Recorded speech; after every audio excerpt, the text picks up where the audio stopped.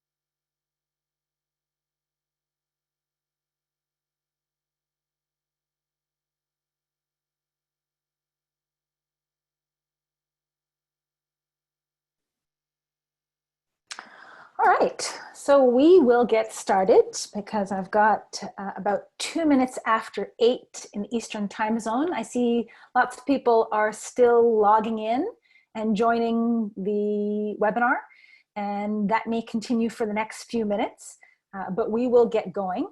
This webinar is being recorded, and a recording of the webinar will be made available to you after the presentation. So tonight we are here to speak about a topic that is near and dear to my heart for a few reasons, which is vitamin K2. Tonight we'll be talking about stronger bones, its role in stronger bones and a healthier heart and more, touch on a few more things along the way, although the bones and heart aspect will be the main focus.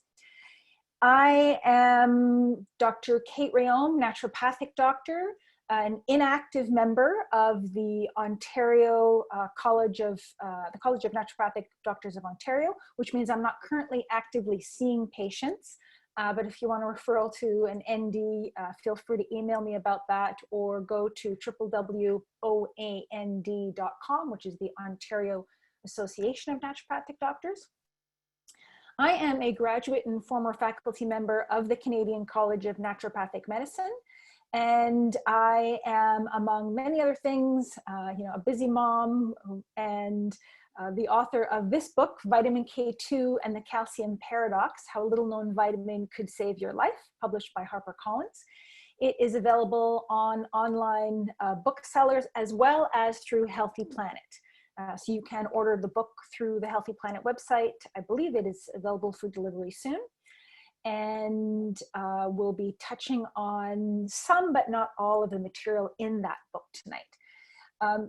This book has sold over 100,000 copies in the English language edition and been translated into 6 different languages. I mention this not so much to toot my own horn, but to discuss the fact that and bring up the fact that vitamin K2 is a topic around which there's been a lot of interest, and the interest continues to grow. And the reason why we're having this webinar tonight is because the last few webinars I've done with Healthy Planet, people have asked about vitamin K2. And so that means that not everybody knows about it, even with so many books sold and so much media, awareness is still growing, and lots of people, lots of medical practitioners don't know about vitamin K2. And there's lots of misinformation about it. And it is the missing piece to the puzzle of health for so many health conditions. And there's things to know and information to clear up. So I hope that this will be very practical information for you. If you have questions, by the way, unfortunately, I normally like to be interactive in presentations, but the webinar style doesn't really lend itself to that. So if you do have questions as we go along, I won't be able to respond to the raise hand function, but please do feel free to type them into the Q&A area, and I'll be able to get to them at the end of the presentation. And as the sun is setting here outside of my office in Ancaster, Ontario, the office is heating up, so if I'm starting to turn red, that's because the sun's beaming in on me, but that will change pretty soon.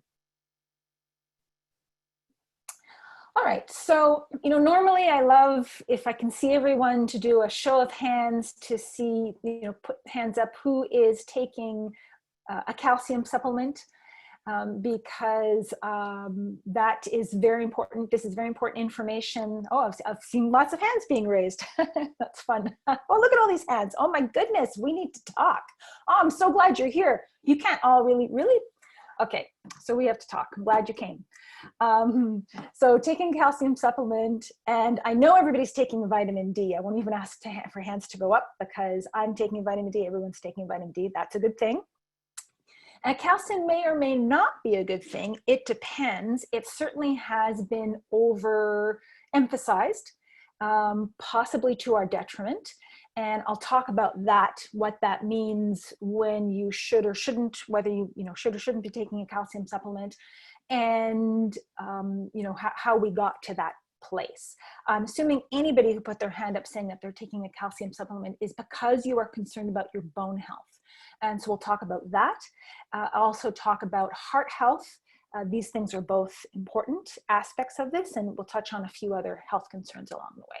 But certainly anybody who is taking calcium or vitamin D needs to know about vitamin K2. So what is the issue potentially with calcium? Why is this concerning? Why did I put my hand up that I'm taking vitamin D, but not for calcium? As a woman, we have often been told that as a woman, you just need a calcium supplement. That's all there is to it. And as a postmenopausal woman, well, of course, you just need a calcium supplement because that's good for your bones. But it turns out that, unfortunately, after years of recommending calcium supplements, studies, and more than one, several at this point, have shown that people who take calcium supplements, women in particular, because women tend to take more calcium supplements than men for bone health, people who take calcium supplements have 20 to 30% more heart attacks and strokes than those who don't. And that is not good news, obviously. And it turns out what's happening is that when we take calcium, either through food or supplements, so what I'm talking about here does apply to men and women, calcium supplement takers and non-supplement takers, but the issue is a little bit worse if you're taking additional calcium from a supplement. So when you take that calcium, some of it will end up getting into your bones and teeth where you want it to go, but some of that calcium may end up lining your arteries, causing hardening of the arteries, which will lead to heart attacks and strokes.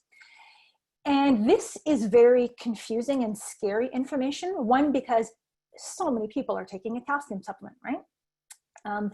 That's because we've been told for years to do so. Even a doctor who won't recommend a multivitamin to their patient will recommend a calcium supplement, typically calcium and vitamin D, to most patients, just as a matter of course, definitely to all women. And so then what do you do? Why didn't this get as much attention in the media as it deserved? Because it's confusing. Well, have we been harming ourselves and by doing this? And if we stop taking calcium, then what about our bones? And will this problem then be reversed? And it becomes very, very confusing and a little bit scary. And that's because if you only look at calcium, you will never be able to really unwrap this kind of calcium conundrum, or truly a calcium paradox. The paradox when it comes to calcium is we need calcium, but we need it to go to the right places in our body. We need it to go to our bones and our teeth. And if it ends up in other places, as it can, if it ends up lining soft tissues like arteries, leading to stiffening or hardening of the arteries, especially if those arteries are the ones that feed the heart, the coronary arteries, that can lead to heart attacks in the brain. This can lead to strokes. And it can also build up in other areas that are less deadly, but still problematic. Heel spurs, kidney stones, breast tissue calcification. Calcium can build up in all kinds of areas in the body, and that's where it causes a problem. So the body has always had to deal with this problem. And this is what I'm calling the calcium paradox. This is this lack of calcium where it's needed. That's in the bones. That's what we see in osteoporosis. Get into a little bit more detail about that. And then paradoxically, we see it building up either in the same person or in other individuals in a population, building up an excess of calcium where we don't need it. And this is the calcium paradox. And so the point is that calcium can get into the wrong places, but it's not calcium's fault. Ultimately, it's not a matter of, should we or shouldn't we be taking calcium supplements? In a way, that's the wrong question to be asking. I will answer that question later on. But even for people who don't take calcium supplements, heart attacks and strokes, but primarily heart attacks, which are caused or underlied by this, there's a few factors to it, but this calcification of the arteries is a major one, is a leading cause of death among men and women, whether or not you take a calcium supplement. Unfortunately, people who take calcium supplements seem to have more, but it's not calcium's fault, and blaming calcium will only lead to more confusion. So first I want to talk a little bit about the heart health side of the topic tonight. So that is where calcium is building up in the body, one of the places where it can build up in the body that it shouldn't be. And then I'm going to talk about the bone health, which is where calcium should be, and it's not building up the way we would like it to. So first I'll say a little bit about heart health, because it is still the leading cause of death among men and women in the Western world. And for so long, the focus when it came to heart health was cholesterol, right? Cholesterol, just, monitor your cholesterol, measure your cholesterol. If it's high, take a drug to lower it. For a while, we used to say avoid eating cholesterol in foods. We don't say that anymore because we realize that's not helpful. And we still do talk about saturated fat, which I think the word is finally slowly getting out, sort of, that is not connected to either your cholesterol or your heart disease risk. Saturated fat, that notion was based on very flawed research, and plenty of research has shown that's not true. But the point is that we still have this notion about cholesterol, and to the point that you can get your cholesterol tested, and if it's low or normal or low, you think, oh, no problem, you're at no risk for heart disease. And that's not true.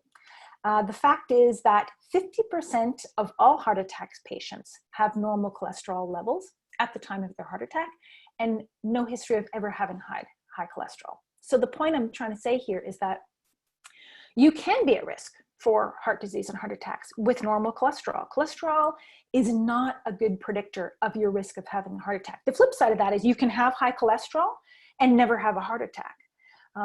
Cholesterol is not a great predictor of your risk of having a heart attack.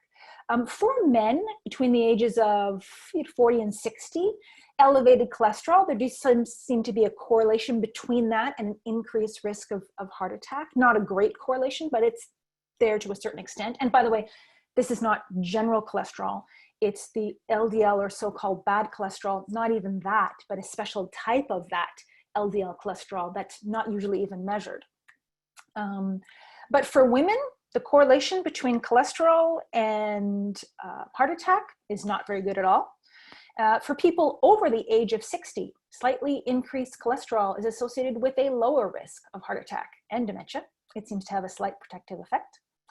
And cholesterol-lowering medications, which absolutely lower cholesterol, are not great at reducing the risk of having a first heart attack, something called primary prevention. If you've already had a heart attack, and taking a cholesterol-lowering medication seems to potentially lower the risk of having a second heart attack. But if you've never had a heart attack, cholesterol-lowering medications, lipid lowering statin medications in particular, do not seem to change your risk much of having a heart attack, which begs the question, why are we lowering our cholesterol?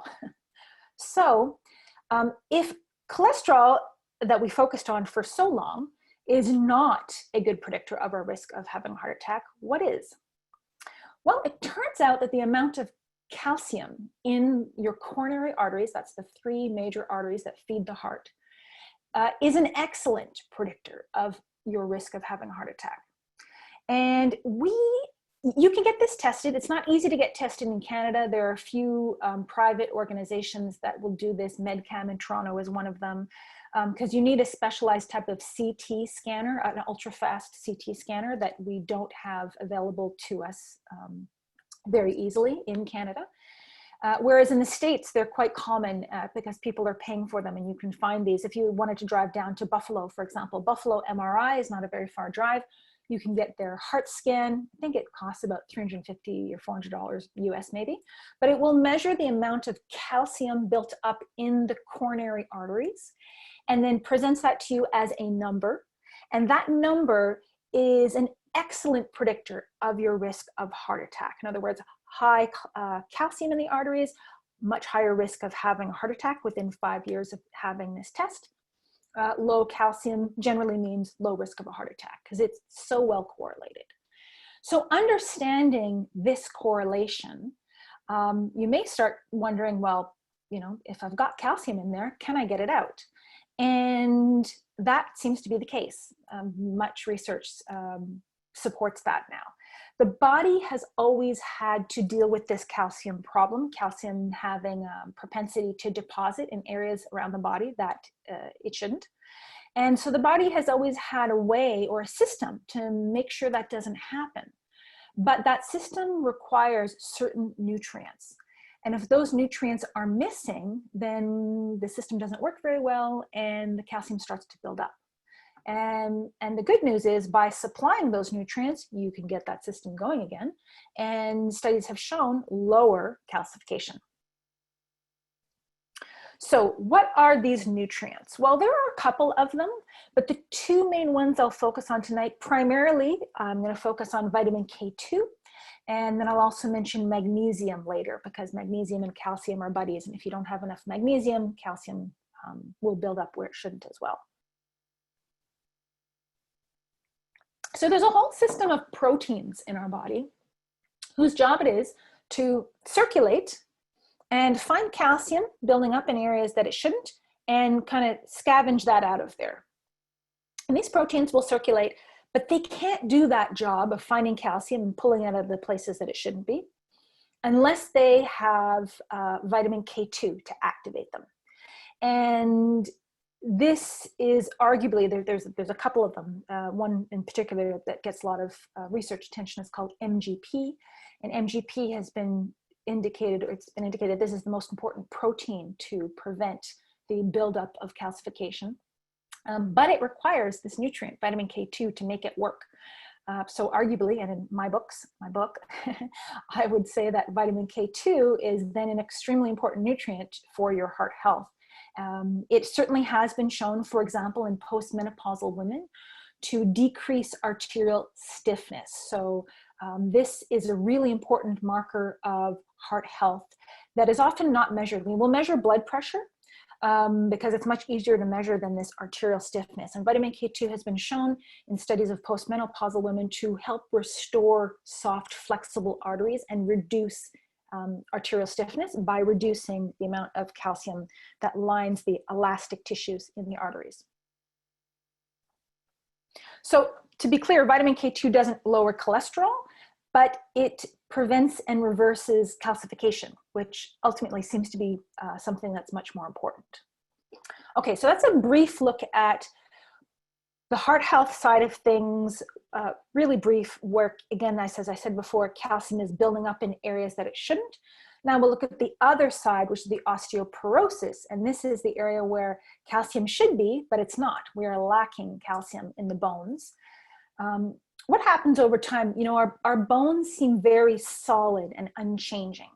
But in fact, our bones are as dynamic as any other tissues in the body. They're constantly being broken down, maybe a bit more slowly than some other tissues, but constantly being broken down and built back up. This is something called bone remodeling. This happens throughout our life. And this is how, for example, fractures are healed, how bones stay strong and flexible, replacing old bone tissue with new bone tissue. And the rate at which that bone breakdown and bone buildup occurs should be roughly equal, right? And breakdown and buildup at the same time. Little pores, little holes are formed in the bone. And then those little pores by certain bone breakdown cells, and then other bone building cells come in and fill those in. So you're roughly, I mean, bones are still a little bit porous naturally, or else they'd be very, very heavy to carry around. But you can see in the picture here on the left of the normal bone matrix, it's pretty dense. But when osteoporosis sets in, it is because the bone buildup process is lagging behind the breakdown process, or the breakdown process is starting to exceed the body's capacity to fill in those little holes and build up the bone. And then the holes stay there, the bones become porous and brittle. This is osteoporosis. And of course, then they're prone to breaking. When we talk about this, we talk about bone mineral density. And anybody who has had concern around their bone health has been told they have low bone mineral density. And as you can see, of course, the bones are not dense. They're porous. And what is the mineral that's missing? Well, in fact, there are lots of minerals that are missing from the bones. But of course, the main one is calcium. Our bones are made up of lots of minerals, but calcium is the main one. And so the thinking was, well, if the bones are lacking calcium, take some calcium. Okay. And if a little is good, then more must be better. So take more and more and more calcium. And people are taking 1,000, 1,200, 1,500. I hear, 18 and 2,000 milligrams calcium. Really, those are crazy high amounts of calcium. And there's a lot of discussion about what's the best way to absorb calcium and what type of calcium. You should take it at night or an empty stomach, or away from your coffee. And because calcium, we're just not meant to absorb that much calcium, which is why it's such a challenge to, figure out how to get this into the body, because the body doesn't normally like to take in so much calcium. And the fact is, if that thinking were true, if a little is good and then more is better, then we could cure osteoporosis just by taking lots of calcium. But we all know it doesn't work that way. Because ultimately, whether or not you have calcium in your bones has very little to do with how much calcium you're getting into your diet. The Japanese are quite well known to be generally quite bone healthy. They don't suffer with osteoporosis to the same degree as North Americans. And yet they have quite low calcium diets, very low compared to ours. North Americans have amongst the highest calcium intake in our diets because of the foods that we eat, and yet our bone health tends to be not great. And so it's really not about the calcium you take in. As a matter of fact, we maintain a relatively strict amount of calcium in our blood all the time. We need that for our muscles to contract, for our heart to beat, for our nerves to fire. And so if there isn't enough of that calcium going into your bones or staying in your bones, it's generally not the calcium's fault, or not because you don't have enough of it in circulation. And ultimately, what causes calcium to move around the body? What causes us to absorb it? What causes us to direct it into and out of the places it should go is fat-soluble vitamins. So specifically, vitamin D will help us absorb more calcium. So this is why calcium and vitamin D are always recommended together, because vitamin D will help you absorb more calcium.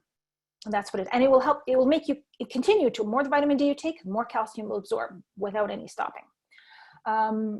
And so absorbing calcium is a good thing to a certain extent, but once the calcium is absorbed, vitamin D has no control over where that calcium goes. So it could end up in your bones, some of it does, but some of it can end up in other places. Now, vitamin D toxicity is fairly uncommon for people who are taking 5,000 IUs of vitamin D or less. Rarely see that. More than 5,000 IUs per day you can actually get into problems over the long term. Every now and then I hear from somebody who has read a book that suggests that they take 50,000 IUs of vitamin D per day, and those people will get into serious problems very quickly in that they will become calcified. They will just absorb a ton of calcium and it has to go somewhere. So very, very high doses of vitamin D I don't recommend. But what tells you, once you have absorbed the calcium, what tells the calcium where to go is vitamin K2. This is the relationship, one of the main things that it does. It does lots of things in the body, but this is one of the main things that it does. So vitamin K2 takes the calcium you have absorbed, and it activates proteins that will take that calcium and carry it into your bones and your teeth. As I said, it activates other proteins that make sure the calcium gets cleared out of other soft tissues, but that's something else it does. It also does a number of other things. It partners with vitamin D. So for example, vitamin D helps activate those bone building cells. That's a good thing. Vitamin K2 slows down the bone breakdown cells. And so between the two of them, it helps that bone buildup and breakdown process become more even more quickly. So they work together and they partner together in that way too. Those are some of the simple ways, simple explanations for how these work together. So a lot of benefit and greater benefit for anybody taking vitamin D. This is making you absorb more calcium. You need the vitamin K2 to tell it where to go. And studies show for bone health, K2 and D work together more effectively than either nutrient alone.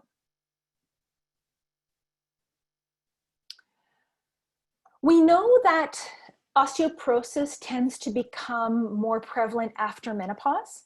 And that is why we think of osteoporosis as more so of a women's condition, but absolutely men get osteoporosis. They just tend to get it a little bit later in life when their testosterone levels begin to decline. So women, we just tend to have a head start in the osteoporosis race, but men get it too.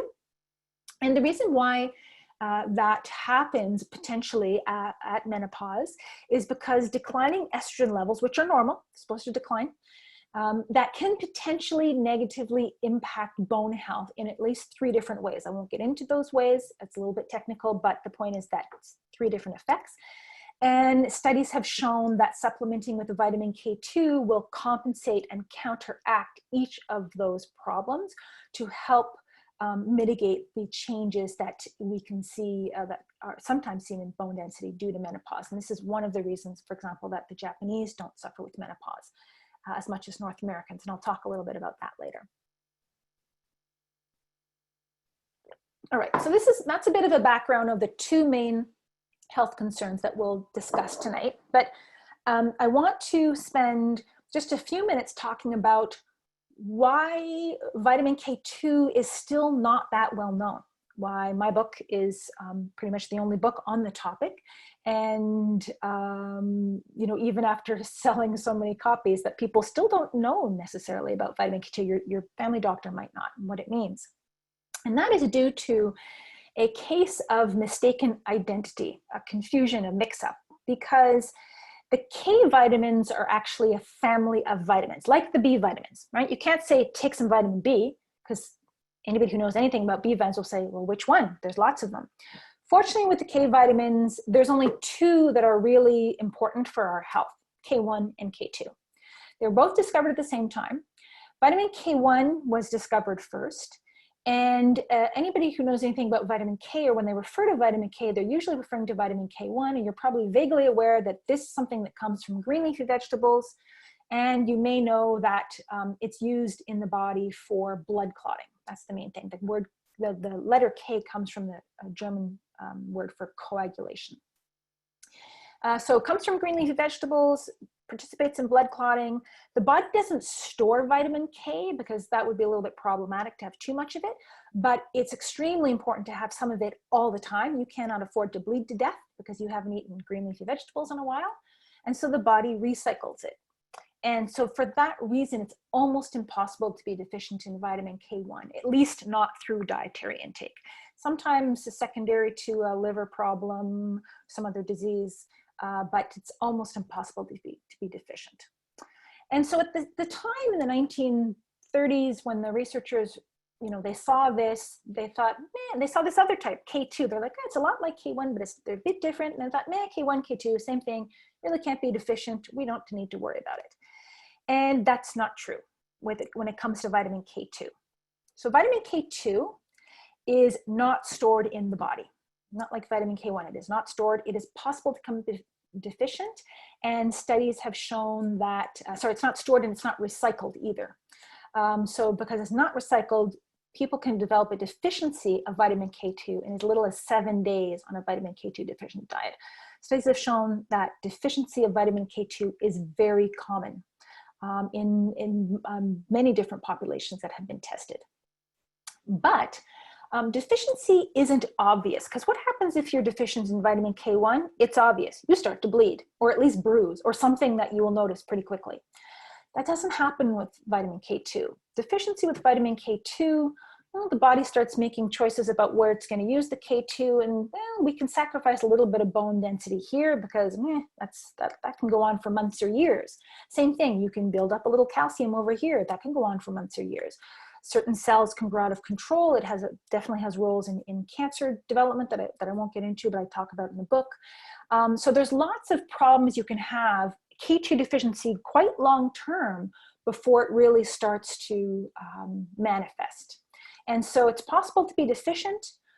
It's not recycled. You can't get it from green leafy vegetables. And this deficiency can go on for a long time before you notice, usually. So how is it that vitamin K2 deficiency is so prevalent or so common? We know it's the same thing with vitamin D. Everybody has heard that vitamin D deficiency is very common, especially among Canadians. But that makes sense because it's a sunshine vitamin and we don't get that much sun. So what about vitamin K2? Well, there's two reasons that our vitamin K2 intake diminished quite a bit over the last couple of generations. First of all, vitamin K2 is found in grass-fed animal foods. So you can get a smidgen of vitamin K2 in a regular egg yolk, for example. But when that hen is out on a green grass pasture eating bugs and grass like they normally or they naturally would do, many years ago they did, and some places you can still find these eggs. Those eggs are very high in vitamin K2. Same thing for grass-fed butter, the organs of animals that feed on grass, not grain. When we removed animals from the pasture and confined them to grain feeding, our vitamin K2 intake took a big hit. The second way that we are getting less vitamin K2 in our diet is through eating less fermented foods. So grass-fed animal foods is one way to get vitamin K2 in one source. There's another source of vitamin K2 in our diet, which is fermented foods. Now, some, but not all, bacteria can make vitamin K2. We make a teensy bit of it, in fact, in our own digestive tracts, but not enough to meet our own needs. But certain types of fermented foods, especially, we'll talk about a few of them, certain types of cheeses are very high in vitamin K2. There's also some plant-based foods. But in North America, we don't eat that many fermented foods compared to, say, Europe or some other parts of the world. And certainly when we invented the refrigerator, we stopped eating a lot of fermented foods that we used to. That used to be the main way to preserve our food until fridges came along. So that played a role. And I'll get into a little bit more the foods that we're talking about here. So main sources of vitamin K2, again, the grass-fed foods, egg yolks, butter, because this is a fat-soluble vitamin. So grass-fed beef, for example, it actually tends to be, it's wonderful for lots of reasons, but it tends to be quite lean and you won't get a lot of vitamin K2 in that because it just doesn't have much fat in it. If you can get some grass-fed beef tallow, you'll see it's quite yellow, which usually indicates there's some vitamin K2 there. Goose liver actually doesn't have to be grass-fed. I just mentioned this because it's high in K2. I know people aren't eating a lot of goose liver. Certain types of fermented foods. So I need to expand this list because there are more cheeses that have been tested that have been shown to be high in K2. So brie and Gouda, very high, especially the aged Gouda. Ones to add to this list include Jarlsberg cheese, and Gruyere is another one. Some types of blue cheese, but not all. Blue cheese varies quite widely.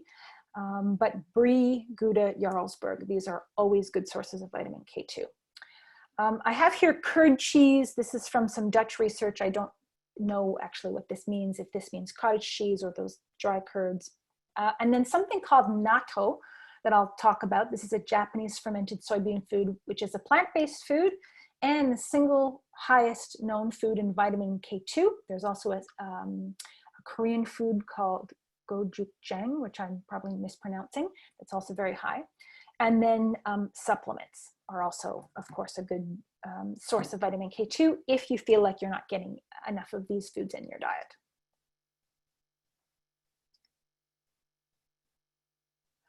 So here's natto. I will make some comments. I'm curious to do, I'm tempted to do a show of hands of who has tried natto and who likes natto. Not lots, no, just a couple of tries. And I'd have to do a second show of hands to see who liked it. Oh, very good. Okay, so obokata. Well, you sound Japanese, so I don't know if we can. I was convinced I would get to like it, and I'm still working on that. But natto is the highest known food in vitamin K2. This is a fermented soybean food. It is served as a breakfast food in many areas, well, some areas of Japan, certain regions, in fact, of Japan. You can also get it in rolls like maki, sushi rolls. And this is the highest known food in vitamin K2. And they've done studies where they show that people who eat this in the regions they eat this in Japan have much better cardiovascular health and bone health compared to areas in Japan where they don't eat this. And there's a lot of research about this.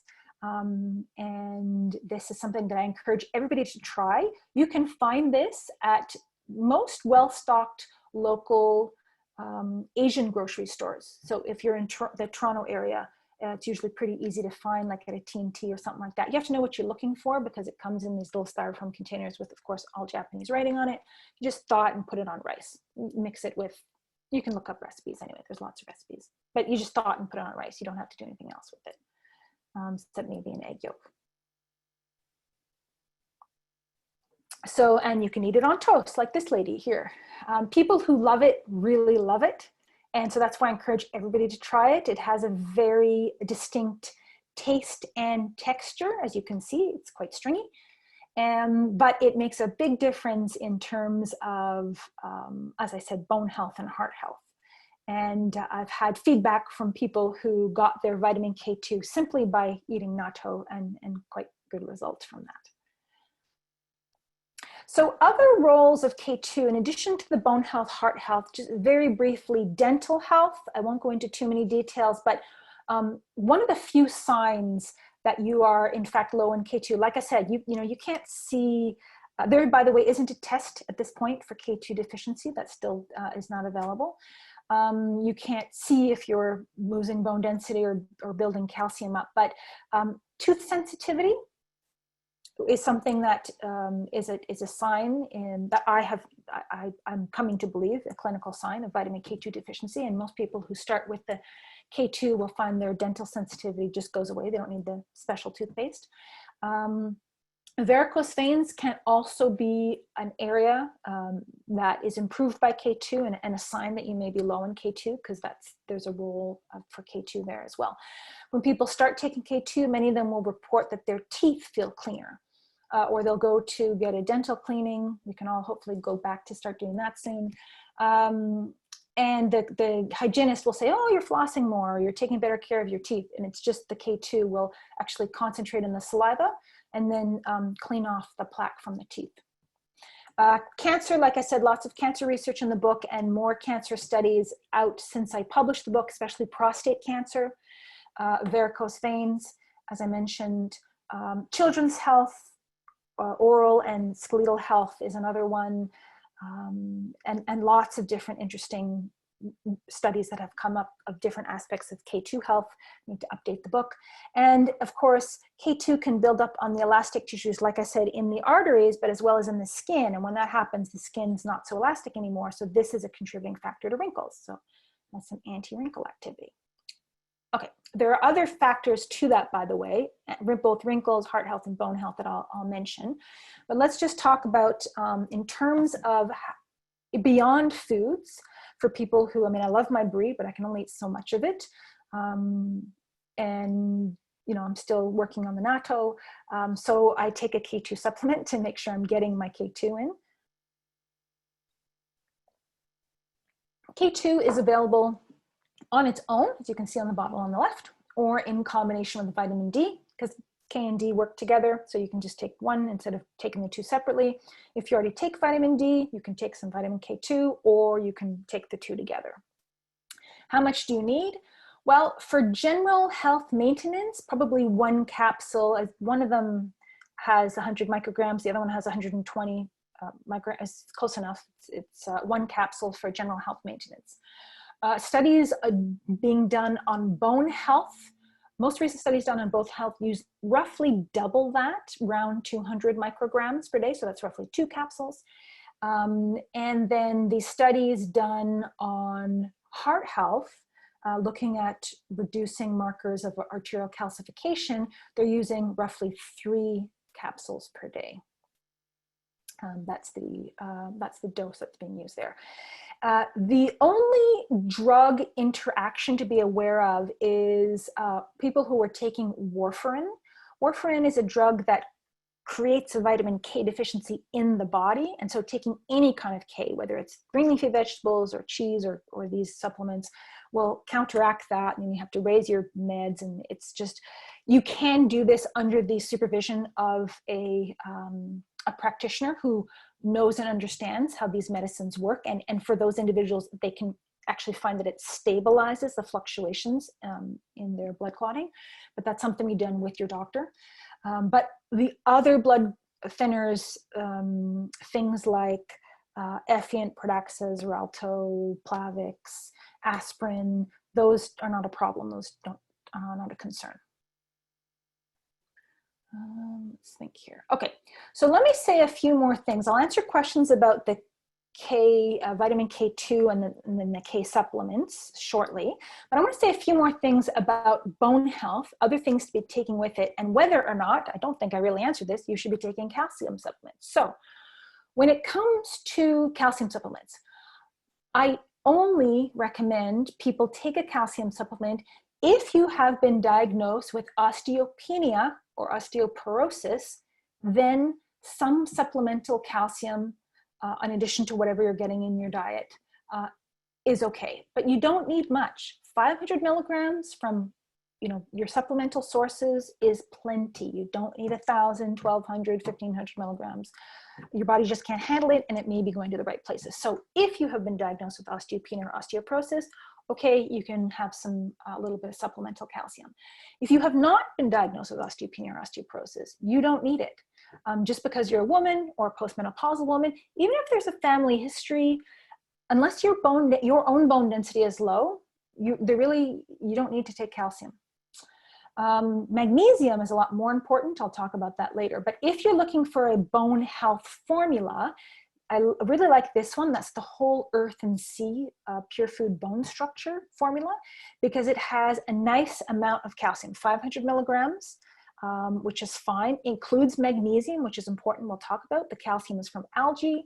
You get 1,000 IUs of vitamin D3 from lichen, 90 micrograms of vitamin K2 from Natto. Like I said, the bone health studies are using more, but Health Canada caps the amount of vitamin K2 you can put in a supplement, so you'll have to take a little bit of extra. It has other minerals in it. This is just a very short list of what's in there. That's not everything. Other minerals in it, beta-glucans, which are another component to help with bone health. So I like this balanced formula that's not too high in calcium. Okay, and when it comes to heart health, the most common question I get asked is, okay, I'm taking K2, what else should I do? Well, when it comes to heart health, you want to do a couple things. You want to keep your calcium down, and you want to keep, or calcium rather, in the right places, and you want to keep your inflammation down. So how do you keep the calcium in the right places? Like I said, vitamin K2, along with, I really like magnesium. as I kept sort of touching on magnesium. So calcium and magnesium are buddies, like, you know, sodium, potassium, night and day. Like there's always these partners. And in fact, it's quite easy to get calcium into our diets, but not as easy to get magnesium. And low magnesium will also encourage calcium to go out of whack. And so I rarely recommend calcium supplements, but you know, to people unless they have low bone density, but I recommend magnesium supplements to almost everybody. Not everybody. If you have kidney problems, you need to proceed with caution with magnesium, and taking certain medications, and there are certain instances, but magnesium supplements are generally helpful for most people. And I'll talk a little bit about as well fish oil and curcumin. But magnesium, I love magnesium. It's my desert island supplement. In other words, if I'm going to a desert island and I'm only take one supplement, you'd think it would be vitamin K2 because I wrote the book on it, but in fact it would be magnesium because I can't imagine my life without it. Magnesium supports healthy blood pressure. Generally, that is, it will lower high blood pressure, but in fact, if you tend to have low blood pressure, strangely, it seems to be able to be beneficial for that. It is known to be the anti-stress mineral. We deplete a lot of magnesium and a lot more of it when we're under stress, so we need more of it when we're under stress. It helps to relax your muscles, improve regularity, just helps you to chill out. It works with K2 to keep calcium in its place. And it's something called support endothelial function. The endothelium is the lining, the inner lining of all of your blood vessels. And that one cell layer thick inner lining is super important when it comes to your heart health. And ultimately the problems that you see in the buildup of, say, plaque, for example, starts because of problems with that lining. So K2 is important for that lining, magnesium is important for that lining, and keeping inflammation down is important for that lining. So we'll talk about, so I love magnesium. There are different ways to take magnesium. I've always been a fan of plain old inexpensive magnesium citrate, but there are newer forms of magnesium coming on the market, and I know I want to address this one because I get more questions about this than anything else, and this is magnesium bisglycinate. So these particular ones I'm pretty sure are on sale currently at Healthy Planet. Magnesium bisglycinate, 200 milligrams in either a capsule, as is a vegetarian capsule, or a scoop of powder that you can put either in water or your shake. And magnesium bisglycinate has become popular because it tends to be quite gentle on the stomach. Some people, not all, but some people can experience digestive upset when taking magnesium citrate, and magnesium bisglycinate won't do that. So again, the benefits of magnesium in terms of relieving muscle cramping and the other things that I mentioned in a format that's easy on the tummy. Okay, so there's K2 and magnesium. Now I mentioned two other things. These things are about keeping inflammation down. There's two great ways to keep inflammation down, which is helpful for all kinds of things, not just your heart health. But speaking of heart health, fish oil, I'm sure that everybody is aware of the omega-3 essential fatty acids are very important when it comes to every aspect of health, but especially cardiovascular health, to help balance, lower triglycerides, which are arguably more important than cholesterol, but as well keep cholesterol, the good and bad cholesterol, in balance.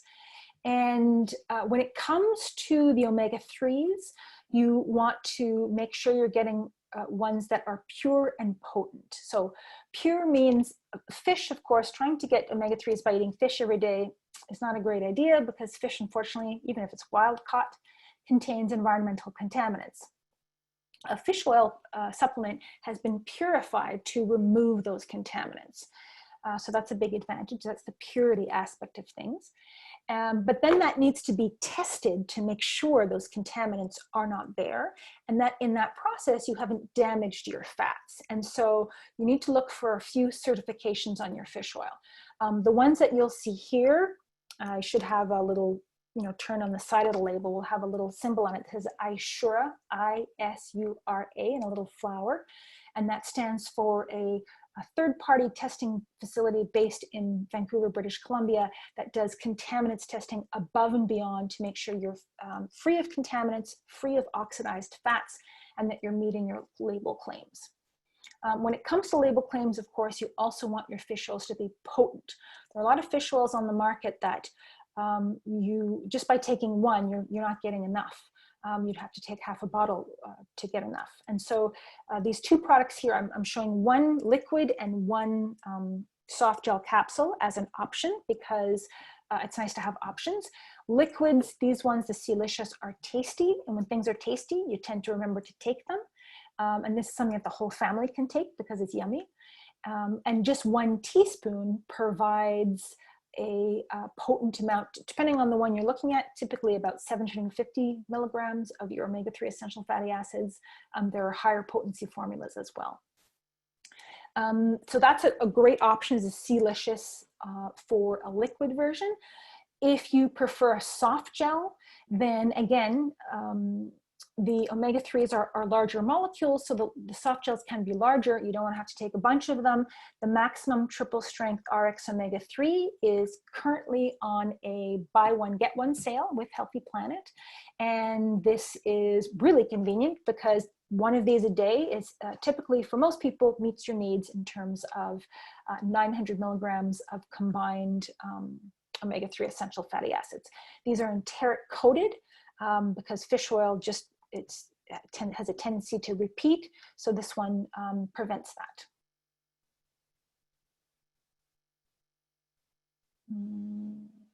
Okay, and then last but not least, when it comes to heart health, is curcumin.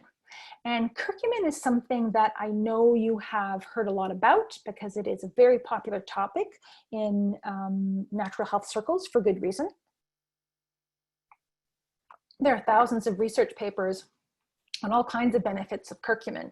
And heart health is just one of those aspects in terms of it being a wonderful anti-inflammatory and a wonderful antioxidant. I was talking about cholesterol before. In a way, I made it sound like I was sort of dismissing cholesterol. And in some cases, I do dismiss cholesterol, but cholesterol, we talk about good and bad cholesterol. The so-called bad cholesterol only becomes bad when it becomes oxidized.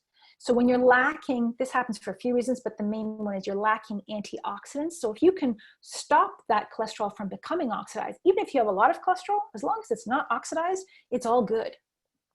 So that's a really important key. So curcumin is a wonderful anti-inflammatory and antioxidant. So these are two huge factors in the development of heart disease. The real trick when it comes to curcumin, and curcumin, by the way, I'm sure you know, but just in case you don't, I'll mention, is the active or medicinal ingredient in the herb turmeric. So turmeric is a member of the ginger family. It looks like ginger, but it's more orange on the inside, usually a little skinnier. And it has components in it that give it flavor, that give it color, and that has this medicinal component, which is curcumin. You more often find turmeric in this powdered form, and it's used in East Indian yellow curries, for example, but you can find it fresh in the stores as well.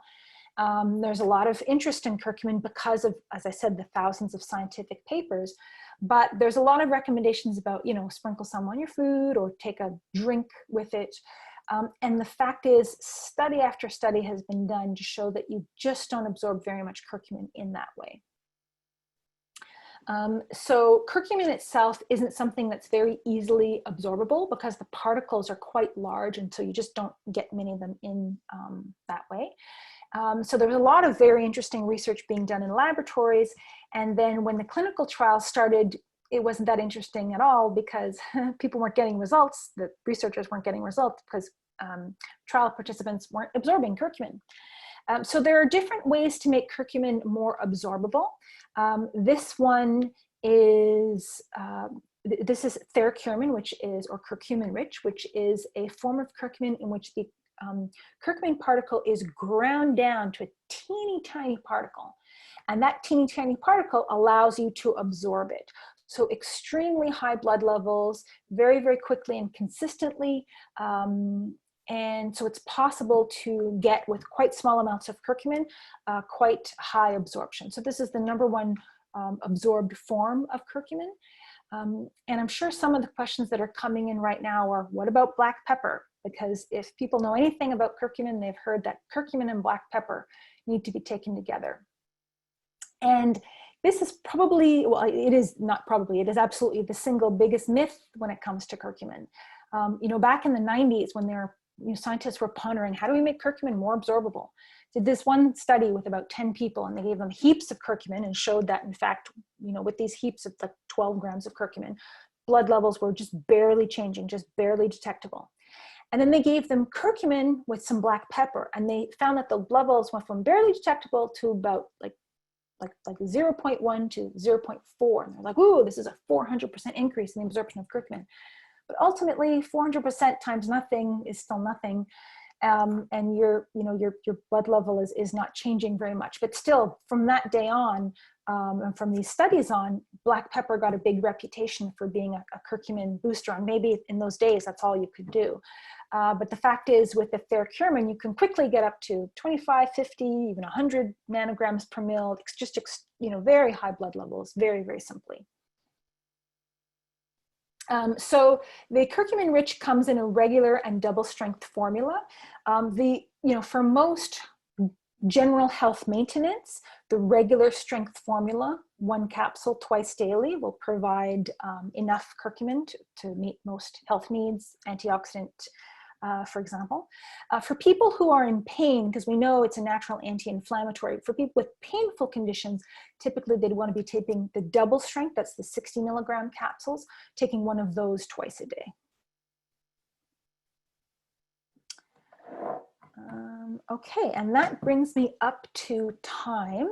It only leaves a few minutes for questions, but I know we can go over. As I mentioned before, this is my book that will be available and is available now on the Healthy Planet website. And I'm going to go look at some of the questions. Now, I think there's questions both in the chat and the Q&A. So I will start.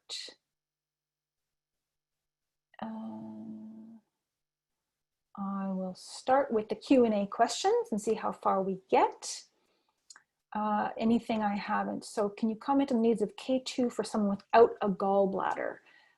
Well, a person without a gallbladder may be having difficulty absorbing fat-soluble vitamins, and like anybody else, they need fat-soluble vitamins. So they will probably be low in K2 like most of the rest of the population. Is K2 safe for people on blood thinners? I answered that before with warfarin. Work with your doctor. The other non-warfarin blood thinners are not a problem.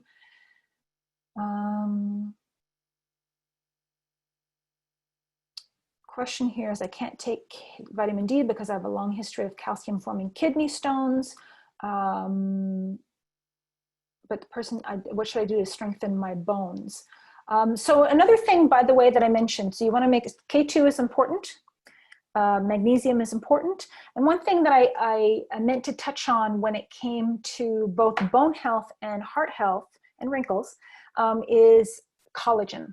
So that our bone matrix is made up of collagen.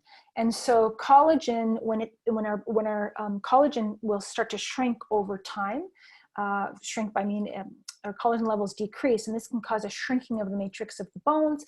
It can affect the structure of the arteries as well as the skin. And so collagen is a way to boost your bone and artery health. And I think we should have a whole other webinar on that, by the way. Person says, I have a dairy allergy, and so I don't eat any dairy. That's fine. Do I need a calcium supplement? Still, there are plenty of people, for example, Japanese population don't take a lot of dairy, depending on where you are in the region. Unless you have low bone density, unless you've been told you have low bone density, you don't need a calcium supplement. An ultrasound will not show calcification really of the heart specifically enough. It's this super fast CT scan that gives the information that we need. Okay, I gave the recommendation. The question is how much K2 to take, and I addressed that. Okay, so here's a question. I was taking vitamin D, 8,000, it says milligrams, I'm assuming this means IU, and 8,000 for my vitamin D levels be within normal limits. Over time, I developed stomach pain and high calcium levels. I can't comment on the stomach pain, don't know, but the high calcium levels from taking that kind of vitamin D for sure. Stop vitamin D, my calcium ionized is still high. And so if you have high blood calcium, then yes, vitamin K2 is something that people should be taking. Natural K2 is present in, I think we talked about that already, grass-fed foods and certain types of fermented foods. Vitamin K2 with aspirin is not a problem. Does grass-fed goat cheese contain any K2? So when it comes to cheese, it is not so much whether the milk is grass-fed or not, as the bacteria that's doing the fermenting. So grass-fed or not grass-fed goat brie should contain vitamin K2. If you can find goat Gouda, that would also do it because it's the bacteria that does it. So for example, brie, Gouda, and Jarlsberg have vitamin K2. Yogurt doesn't have any vitamin K2 because the bacteria that ferment yogurt don't make K2. Could someone on a carnivore diet with no veggies be deficient in vitamin K1? It is possible, really unlikely, but it would still be possible. Would grass-fed ghee have K2? Yes, it would. Grass-fed ghee would be an excellent source of vitamin K2. Oh, what's the difference between K2 and MK7? This is a good question that I didn't answer before that I should have answered. So, vitamin K2 occurs in nature in a number of different forms. You don't have to really worry about what these forms are or getting different ones as long as you're getting some kind of vitamin K2. So in grass-fed animal foods, higher in grass-fed ones, vitamin K2 occurs in what's called a short chain form, which is something called MK4. In fermented foods like the cheeses and the natto, you get a variety of long chain vitamin K2, MK7, 8, 9, and 10 even. And so these are just naturally occurring different forms of vitamin K2 that you find in these different foods. When it comes to supplements, there's two different types of vitamin K supplements on the market, but really in Canada, I encourage people to buy what's called the MK7 supplement. So this is typically derived from the Natto bacteria. It's the MK7 is the kind of K2 you'll find in natto and certain other types of fermented foods.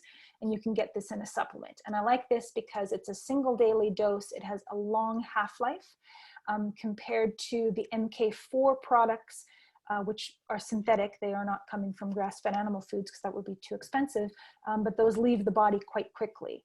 So you need to take a lot more of it. So down in the States, where you can buy unlimited amounts of vitamin K2, you can take whatever kind you prefer. There's research behind both. But here in Canada, where we're limited to 120 micrograms per pill for no good reason, get the MK7 because you can take one per day and still have benefits, or one, or like I mentioned, 1, 2, or 3, depending on what your health concern is. So I hope that was clear.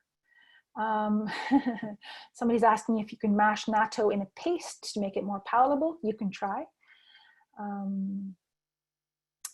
Is the K&D soft gel shown both vitamin K1 and vitamin K2? No. We need to, that label really needs to, the label needs to change. But the K&D that was shown earlier is vitamin K2 with D. You don't need to buy vitamin K1. Like I said, you recycle it. Don't pay for it in a product. You eat the parsley on the side of your plate once in a while and you'll get plenty of vitamin K1. Can you take too much K2? If so, how would we know? This is a great question. K2 is quite non-toxic. There have been studies done at even very high doses. At very high doses, some people get stomach upset. You don't need to take high doses, but studies have been done at very high doses and no issues.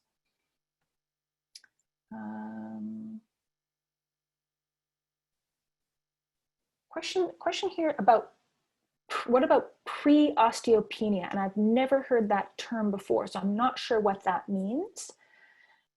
Usually it's osteopenia, which is low bone density, and then osteoporosis, which is not good, but I've never heard the term pre-osteopenia. That's interesting. I guess that is bone density is going down, but you're not past that line yet. Then I would probably get on it with some collagen, K2, magnesium, things we were talking about. Could osteoporosis get better after a while with K2? Yes, we have. This is the clinical trial showing increases in bone density with K2. What is the daily amount of K2 recommended for women over 50? Again, for general health maintenance,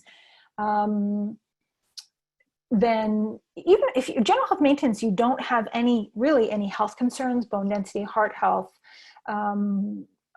I would say even as little, maybe even as little as 50 milligrams per day, but I like that 100 milligrams per day covers all your bases. But then again, double that for bone density, and again, more for heart health. Does K2 help for high blood pressure?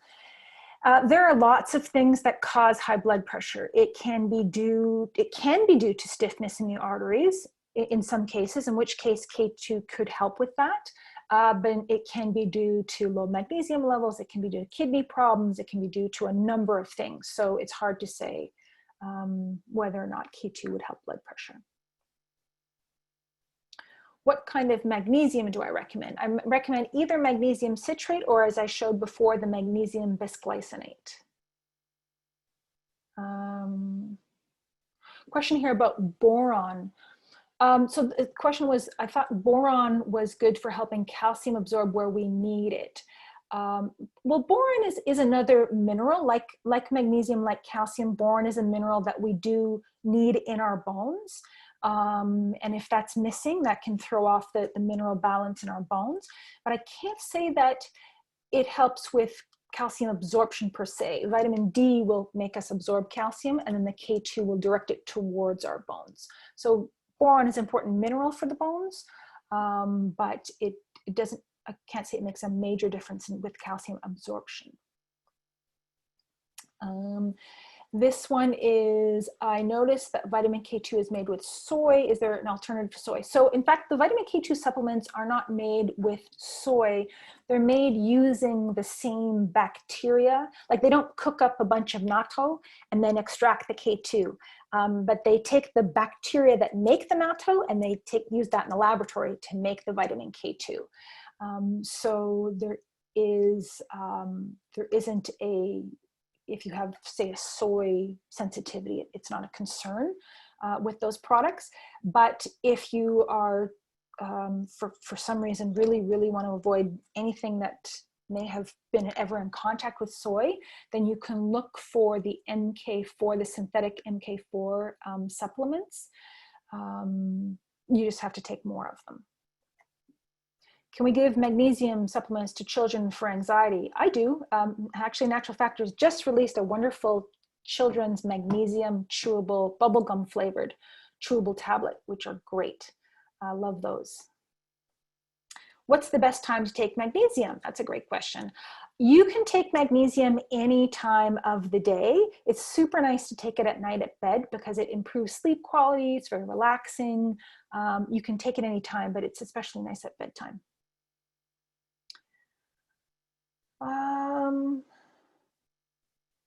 Is magnesium with melatonin a good choice, or would you recommend taking magnesium separately? No, you can take magnesium and melatonin at bedtime. Wonderful combination for that.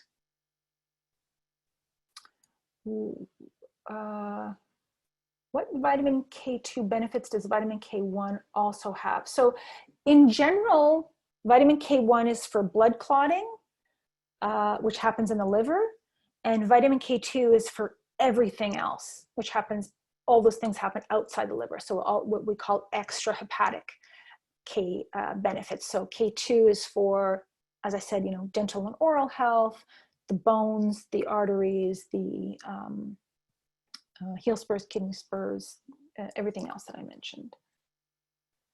In addition to natto, what are other good vegan sources of vitamin K2?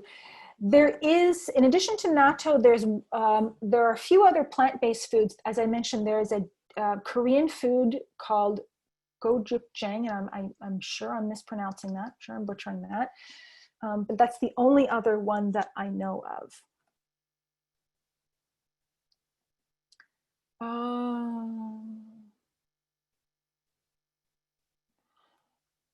Okay, so somebody is asking that their son is taking 12,000 IUs of vitamin D to keep his blood levels high because of a thyroid condition.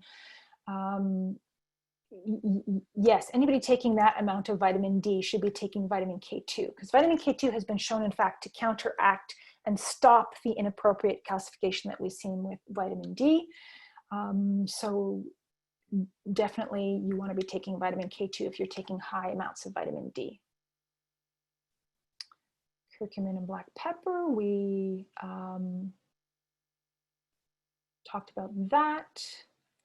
Here's a question. I thought long beta curcumin was able to cross the blood-brain barrier, so it's a good form. Any form of curcumin, in fact, crosses the blood-brain barrier.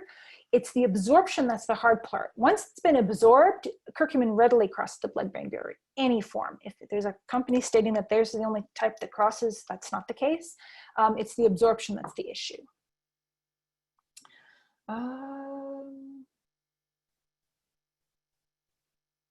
Okay, so here's a question about hyperparathyroidism. Oh, I'm really glad. This may be a lucky thing. Due to COVID, I'm still on the waiting list to remove one of the parathyroid glands. I have heard from many people who have used vitamin K2 to reduce their calcium levels with hyperparathyroid.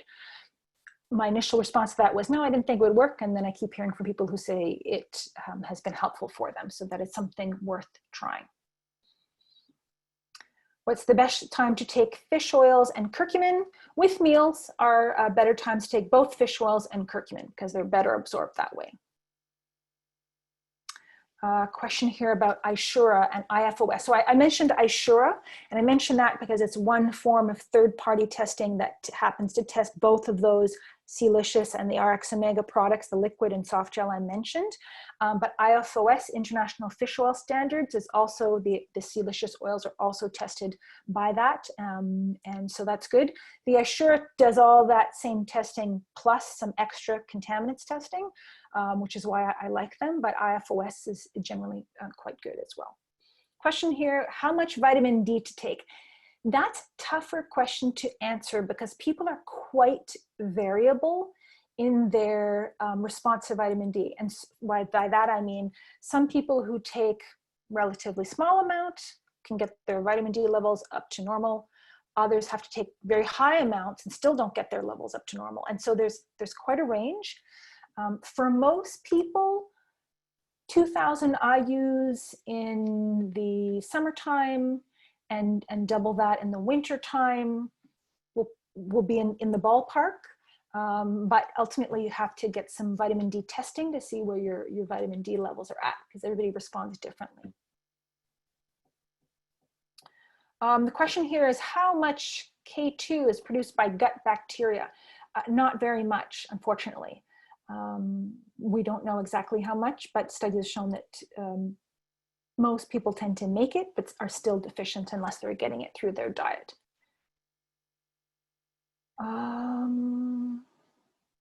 Is there a relationship between K2 and potassium?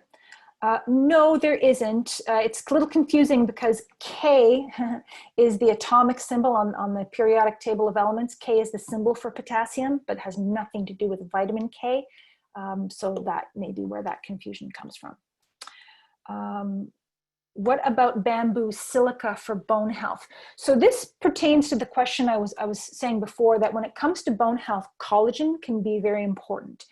And there is something called biosil. When it comes to silica, there's a special type of silica called choline stabilized orthosilicic acid, biosil for short.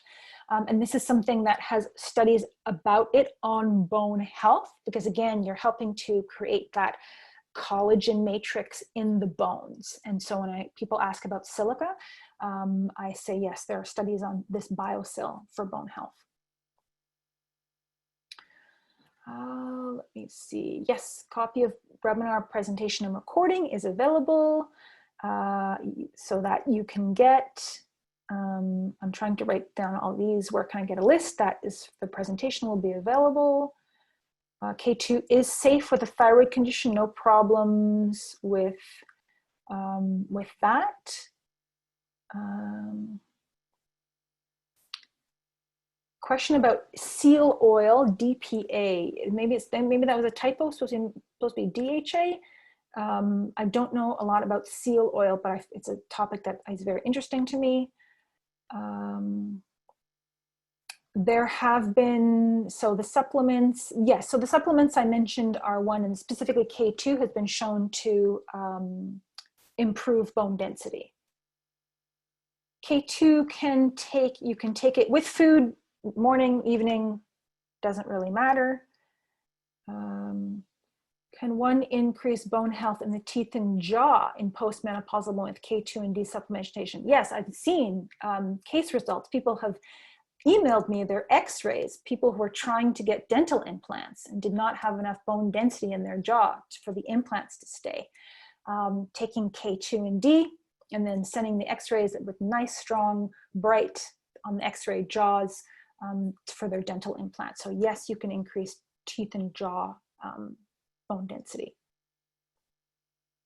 K2 will not affect thyroid levels. So for omega-3 supplementation, I mentioned 900 milligrams. This is a combined EPA DHA. Is it sufficient or is more better, potentially harmful? So, we always think more is better when it comes to anything. And usually, more can be better to a certain point. I think when it comes to EPA, DHA, or rather omega-3s, I like them, by the way, combined in roughly equal ratios, maybe a little bit more EPA. That for most people, around 1,000 milligrams of those combined, the 900 that I mentioned earlier, 1,000, for most people, that will cover your bases. There are some people, depending on their health conditions, who might need more. I don't recommend anybody take more than 5,000 milligrams of that. I don't feel like there's any reason, and you can potentially get into problems with higher doses. There are case studies of people taking 25,000 micrograms, 25 grams of fish oils per day and having not good outcomes. Recommend a collagen. I like the Total Body Collagen. It comes in powder, like a powdered tub, unflavored and flavored versions, as well as in capsules. It's called Total Body Collagen. Collagen webinar idea, we're getting good thumbs up for that. It's a really interesting topic. Does collagen cause artery calcification? No, as a matter of fact, collagen helps to maintain the structure of the arteries, so they're nice and strong and flexible, works with K2 in that sense. So it won't cause stiffening or calcification of that. Question for anybody who has problems with kidney stones, vitamin K2 is a really good idea. Best time to take the K vitamins with food. Let me think. What is a safe dose of collagen per day? It depends on the collagen product you're looking at, but depending on the product, you're looking at between 2.5 and 10 grams of collagen per day in terms of being safe and effective. I had my thyroid removed. I have a hard time absorbing calcium. Will vitamin K2 help me absorb? Vitamin K2 will help direct the calcium to where it goes, where it's supposed to go. So that's still very important for calcium metabolism. Let's see. Does using vitamin K2 cause bruising? No, it should not cause any kind of bruising. Hold on. Let's see here. Is it necessary to check with the family doctor before taking K2? If you're on a blood thinner, certainly, or if you're on warfarin, you need to work with your doctor. If you're on any kind of blood thinner, you might want to check with your doctor. chances are your doctor won't know and might be freaked out. So unless you're taking a medication like that, there aren't any other concerns. It's always nice to let your doctor know the supplements you're taking, but be aware your doctor may not know what you're talking about. And if they don't, then please give them a copy of my book. Hypercalcemia, so lots of hypercalcemia. Yeah, so anybody with high calcium levels, try vitamin K2. I feel like I'm missing some questions here. I've heard that radiation to treat cancer can cause osteoporosis as it interferes with bone modeling and some remodeling. In some cases, that is possible.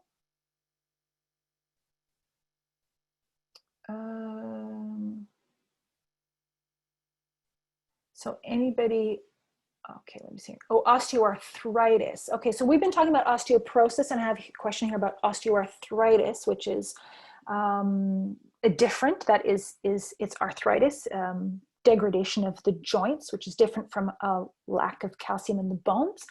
So that's a different topic. Some of the things I mentioned may be helpful, but that would be a whole different webinar. Will K2 help if I'm already diagnosed with osteoporosis? Yes, studies are done on people with osteoporosis. Can you take too much K2? As I said before, it's virtually non-toxic, but you don't generally need to take more than, if you were having a serving of natto every day, you'd be getting roughly depending on your size of your serving, roughly 400 to 500 micrograms of vitamin K2 per day, which is equivalent to about 4 to 5 of the capsules that we looked at before. You could eat lots of natto per day. You could take lots of K2. You don't need to, but it's quite safe. You just don't need tons of it. Can you get too much K2 in your diet? No.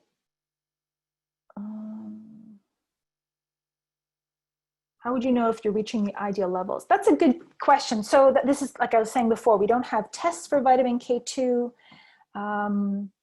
And so it's hard to answer that directly. You know, if your varicose veins are improving, your tooth sensitivity is improving, your teeth are getting cleaned out. These are the ways we can tell and see if your bone density is improving. But otherwise, it's not something you can necessarily see the difference. Is it always better to get your K2 from foods versus supplement, or are they equivalent?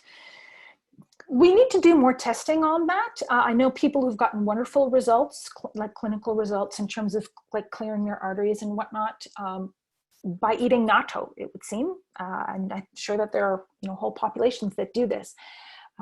So the studies are done on generally using supplements more so than foods, and those look good too. So hard to say which would be better, is from food or supplements, but it's can be challenging to get from foods unless you want to eat natto regularly. My husband cannot swallow pills, but he's taking curcumin for his knee. Oh, well, so the curcumin rich that I showed you before, you can open those capsules and put it into anything, milk, water, and drink that if you want, very easily. Some people use it as a mouthwash, and it's actually a tooth whitener. But you can open those curcumin-rich capsules and put it into water and swallow that. Is a calcium supplement with K2 good, or is it better to take a K2 separately? Well, if you need to take a calcium supplement, if you have low bone density, then absolutely you should be taking K2. You can take them together in one or separate, doesn't really matter.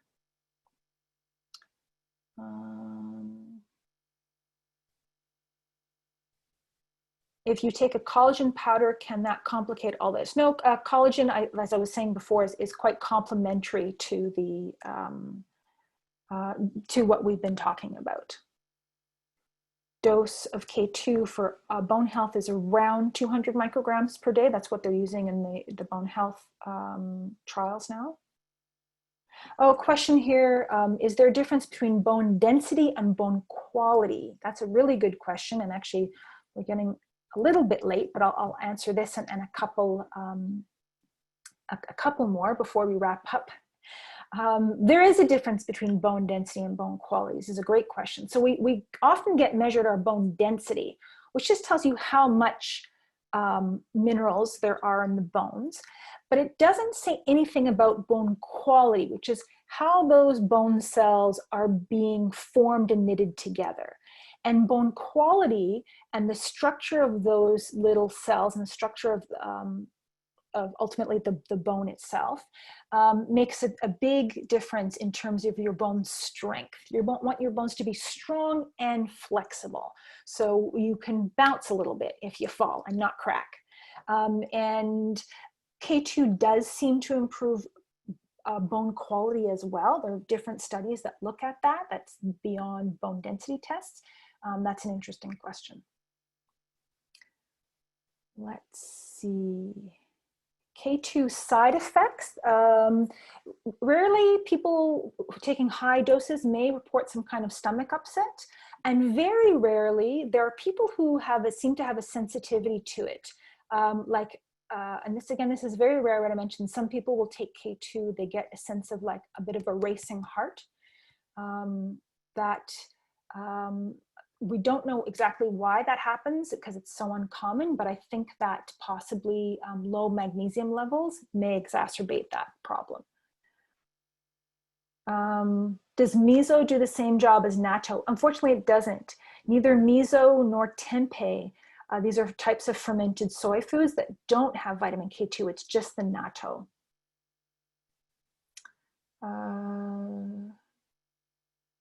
Okay. Is there such a thing as taking too much magnesium? You'll know if you've taken too much magnesium because usually it will give you loose stools. 200 milligrams of magnesium, is that okay to take as long as you don't have kidney problems? That's probably just fine. There are people who take a lot more than that. Oh, thank you for this informative session. I'm in Dubai and it's 3 a.m. Best wishes from the desert. Thank you, appreciate that. Okay, so and on that note, I think we're going to wrap up because it is almost it's almost 9:30 Eastern time zone and very, very late in Dubai. Let's actually, maybe we'll wrap up on this note because Vince is saying it, not me, but somebody who wrote in to say that there are papers to show that people who caught coronavirus had lower vitamin K than healthy controls. And vitamin K2, low vitamin K2 levels do seem to be related to that. Unfortunately, I can't comment on corona and COVID related matters, but it doesn't take very long to do some quick Google searches on the research papers that are coming out. They're quite promising on vitamin K2 in that area. So that's all I can say about that. And on that note, and there's so many more questions that I'd love to ask. I'm sure we could be here all night. I see the counter only goes up to 99 and we're past that and there's 75 on the other side. I think that if you have further questions, I do answer a lot of this in my book, and we will have this recording available, and you can send your questions through to Healthy Planet. We'll do our best to try to get as many of them answered as possible. Thank you so much for your attention. You've been really engaged, and I really appreciate that, especially in this forum and in this medium. And stay tuned. As I mentioned, that several of the products that were mentioned tonight are available and on sale at Healthy Planet, as well as my book. And stay tuned for sharing of a copy of the recording. Okay, thanks everyone. Good night.